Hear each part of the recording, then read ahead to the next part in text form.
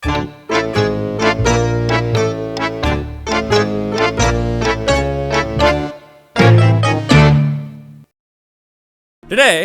I'm doing a review of Chicken Run for the PlayStation 1, developed by Blitz Games and published by EIDOS Interactive. Another licensed game in an endless sea of licensed games, Chicken Run is heavily based off of the feature film of the same title. Because I'm a whimsical kind of guy, being the suave charmer that I am, I'm going to start this review off with perhaps its strongest feature, the art. Before we even begin this song and dance, I'll acknowledge that this game looks like ass droppings according to today's standards. That's why we must view this game with a mentality as if it were the year 2000, and we just popped this sucker into the PlayStation 1 one Christmas Eve after Grandpa got sauced on fermented fruitcake and decided to buy this game from the local Toys R Us for his little bastard grandkid. In other words, this game is from 2000, not 2015. So I will be reviewing it as such.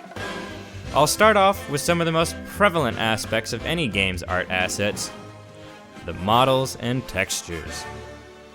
Well, maybe I'm a cynical old codger, but most licensed games of the PlayStation 1 era had this strange problem of kind of looking like complete ass.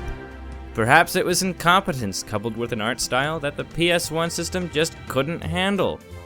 Perhaps it was time constraints. Or maybe there was a budget of a paperclip and a roll of used toilet paper. Whatever it was, a lot of PlayStation 1 games failed horridly in the aesthetic department. This is where the tired old expression, give credit where credit is due, comes in for the case of Chicken Run. Now, I'm not lauding it as the most technically impressive looking game of that generation. There are definitely more deserving games, but it certainly has its merits.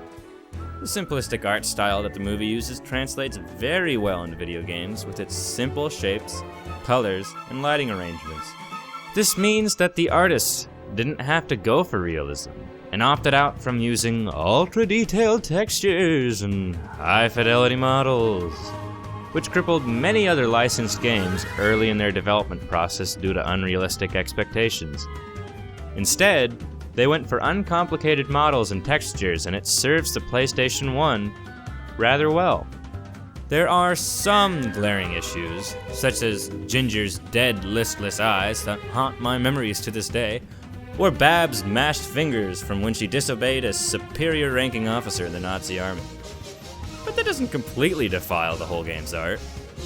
Texture warping is almost non-existent, as far as I can tell, which was a massive problem for the system in many of its games. Of course, this game was made at the end of the PlayStation 1's lifespan, so the developers had plenty of resources and toolkits at its conception to combat this common problem. Lighting. I don't know why more games didn't do this, but this game also has dynamic shadows. Pretty peachy, if someone would ask me. Which they wouldn't, because no one's played this game, and no one but a tired old game reviewer has nothing better to do than talk about shadows on a 15-year-old PS1 game would even remotely understand where the hell I'm coming from! I've lost my place in this group. Just like I've lost my direction in life. Anyways! Shadows change on the character depending on the time of day, where the light source is originating. For example, when you're in a barn as Rocky, the shadow splits in a couple of different ways, giving the mood an extra punch to the lower intestines. Don't worry, technical artist number 47. I noticed. Overall, the lighting is actually some of the best I've seen on a PlayStation 1 title and does a lot to set the tone and atmosphere. Animations. I ain't going to sugarcoat this one for you, ladies and gentlemen. The animations in this game aren't really all that good, and most of the time are just a few frames, looped over and over again, giving the game this cheap feel to it in a lot of the characters.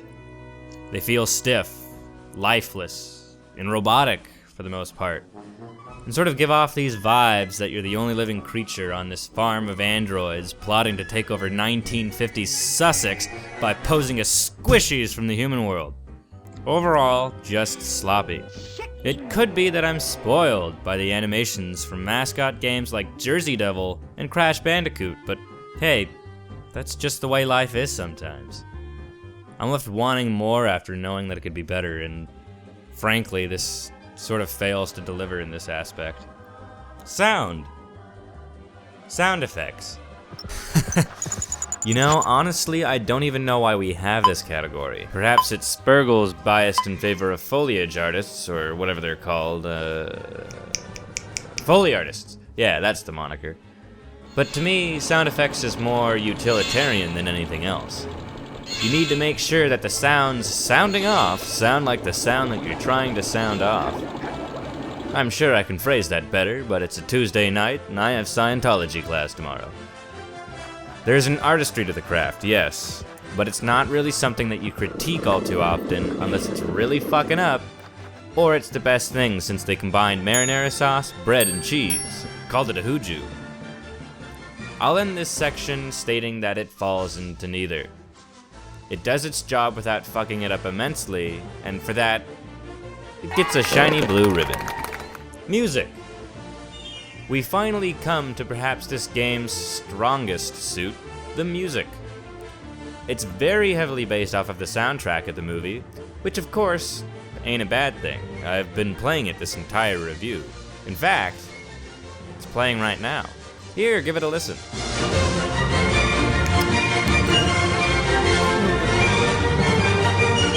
The game's soundtrack harkens back to the symphonies of the 18th century. No, I'm not joking. Where a theme would be introduced towards the beginning of the work and be toyed with by different instruments, keys, or tempos. Chicken Run does much of the same thing, with the theme being introduced in the main menu and then being handed over to the night level, which casts a thick atmosphere of dread and tension over the theme with its slower tempo, wailing strings, and fierce lower registers. The day level, on the other hand, gives the theme a sense of warmth with the light flute and what seems to be xylophone. The soundtrack of Rayman Legends does very much the same thing by introducing a theme and playing with it in different genres and moods, and it's perhaps one of the best game soundtracks ever to grace gaming consoles. Yes, I'm serious. It's damn good. What I'm saying, I suppose, that the fact that the soundtrack has a theme that it plays with throughout the game gives it a sense of consistency and makes you feel as though all the music came from the same game rather than being a hodgepodge of scores. In other words, it's good. Voice work. Amazingly enough, this game got many members of the original cast to reprise their roles for the game, and just like in the movie, they do a bang-up job. Excellent. In all fairness, though, most of the cutscenes are pulled straight from the movie, and what few in-game cutscenes there are usually short-lived. The problem, though, is that most of the characters that don't have their original voice actors are fucking awful and perhaps tone-deaf from how horribly they deliver their lines. Flippin' heck. Look at this list, Fetcher. I'm looking, Nick, I'm looking. They also have the new actors say the same lines from the movie completely out of context, and it's pitiful how shoehorned it is. Of course you will, miss. Birds of a feather flop together. Be quiet, you Norbert. Moving on. Storytelling. I try to give as much weight to an attribute of a game as the developers do in these reviews, so I'm not going to spend much time on this because the developers didn't appear to either. Plot. The game, as with many other things, rips this facet directly from the movie. Why shouldn't it? It's a licensed game. I'd actually be rather peeved if they tried to get all lore-breaking like Shadow of Mordor. Good game, but don't even get me started on the figurative fist-fucking that the lore took to get this game out on shelves. Chicken Run's plot is pretty basic, and I'll sum it up quicker than I took to introduce it in the sentence that I'm saying right now. Chickens in 1950s Britain try to escape from a chicken farm a la The Great Escape. Characters. Yep, those are definitely characters. World. The world they built is sort of cool, but since it's heavily based off of the motion picture, and since the game is sort of short, you don't really get too much backstory. It's hard to get excited about a world that was so much more expertly crafted in another medium. It's sort of like seeing a movie based off of a book you really liked, and then finding out that that movie left out a bunch of details about the character's sexual tendencies and predilection for bananas. You would think that since games have so much more length to them than movies, that the world in this game would have had as much thought put into it, but sadly that's just not the world that we live in. Of course, if you wanted the Chicken Run story, you would just watch the movie, or read the best-selling novel by Arashna Harajek. Video games, first and foremost, are about the gameplay. It's about how fun it is to play, not how fun it is to watch. Which leads us to the last, but most important facet of any game. The gameplay. First off, we must establish what kind of game this is before we fully analyze it. You probably have a good idea if you watched our Let's Play before coming to this video, but chances are you hate the sound of Spurgle's voice. Don't worry. I do too. Well, it's a top-down stealth platformer. In a way, it's a logical choice considering the plot of the game and the smashing success that Metal Gear Solid was just a couple years before this came out. But does it cut it? I wish the game did cut it. I really do. But it has too many kinks in the framework for it to be a solid and proper game. First off, the combination of stealth and tactical shooter works for Metal Gear Solid because the camera perspective suits shooting better than it does platforming, and shooting isn't altogether a very necessary part of Metal Gear Solid. One could stealth through most of the game with enough talent. But that kind of camera angle is horrible for platforming, because it's much harder to gauge distances with the camera so far zoomed out. Second, it's tragically short. A game that can be beat in a few hours, the only way Chicken Run retains its longevity is through a punishing difficulty, where a chunk of your progress gets taken down each time you're captured by the AI, and you're forced to backtrack to find that letter that you just got 15 minutes ago, putting you at risk to lose even more items as you try and find the one that you just lost. It gets worse in the last act of the game, where many items can only be retrieved using Nick and Fetcher. Every time you want to play as them, you have to go to a specific hut, then do a stupid egg minigame, then take those eggs all the way back to Nick and Fetcher. It got to the point where I lost a ball of yarn 2 times right outside the hut that I was supposed to deliver it to, so I had to backtrack to the hut that contained the egg minigame, get the eggs, run to Nick and Fetcher to deliver said eggs, then they would get the ball of yarn and give it back to me, and then I would have to tail it all the way back to the hut which needed the item. It's needlessly obtuse, and the unnecessary legwork makes this game more difficult and more boring. And the ridiculously hard AI doesn't help. This leads us to the next terrible aspect of the gameplay: the extremely difficult AI.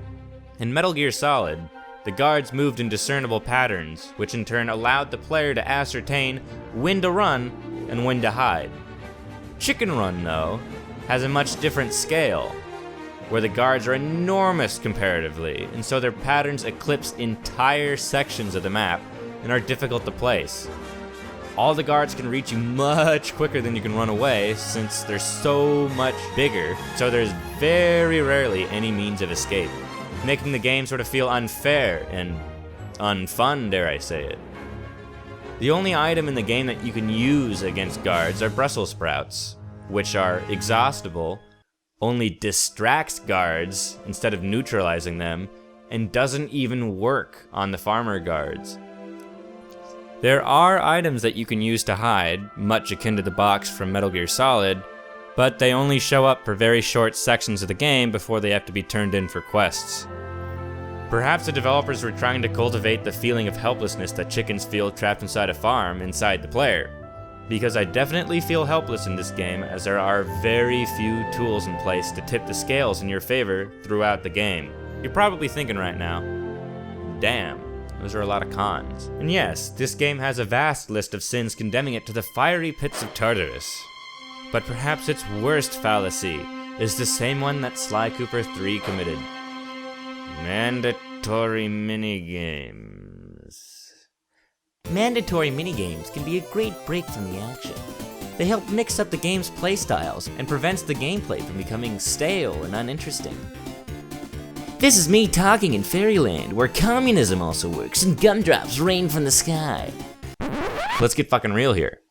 In reality, what almost always happens is that the minigames are mandatory in order to progress in the game and force the player to learn a completely new set of mechanics and skills in order to win. This is bad. Very, very bad. Every developer that makes minigames mandatory halfway through the game needs to give me their address so I can take a fat shit on their porch. What good game design teaches is that you have a base set of gameplay mechanics and a specific playstyle, and then you build upon that by slowly adding gameplay mechanics throughout the game for variety and difficulty. For example, in Serious Sam, you start off with only fighting weak enemies that you can kill with just a pistol. But throughout the game, Sam slowly builds his arsenal, and the enemy and level design complements that. You get the shotgun? Holy shit, you best believe you're about to face a bunch of enemies in close quarters who like to get nice and personal. Just get the rocket launcher? You're going to face up against an enemy who's humongous and who needs to be taken down with just such a weapon.